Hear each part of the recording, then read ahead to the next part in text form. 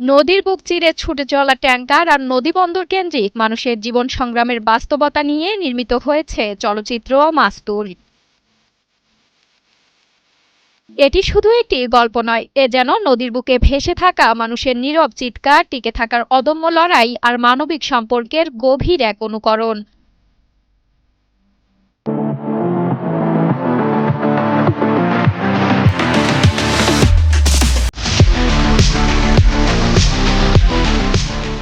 গল্পের কেন্দ্রে রয়েছে জ্বালানিবাহী তেলের ট্যাংকারের বৃদ্ধ রাঁধুনি আর বন্দর এলাকার এক পথশিশু। তাদের সম্পর্কের ভেতর দিয়ে উঠে এসেছে ভাসমান মানুষের জীবন, বিচ্ছিন্নতা, স্নেহ, সক্ষমতার দ্বন্দ্ব এবং টিকে থাকার সংগ্রাম, যা গল্পকে দিয়েছে অপ্রতিরোধ্য বাস্তবতার ছোঁয়া।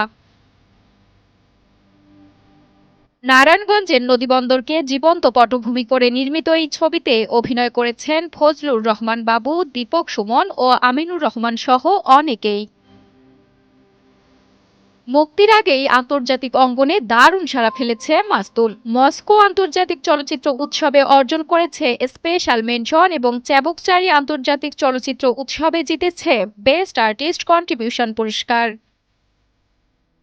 আন্তর্জাতিক স্বীকৃতির এই গৌরব নিয়ে এবার দেশীয় প্রেক্ষাগৃহে আসছে সিনেমাটি। আগামী 17 জুলাই মুক্তি পাচ্ছে মোহাম্মদ নুরুজ্জামান পরিচালিত মাস্তুল।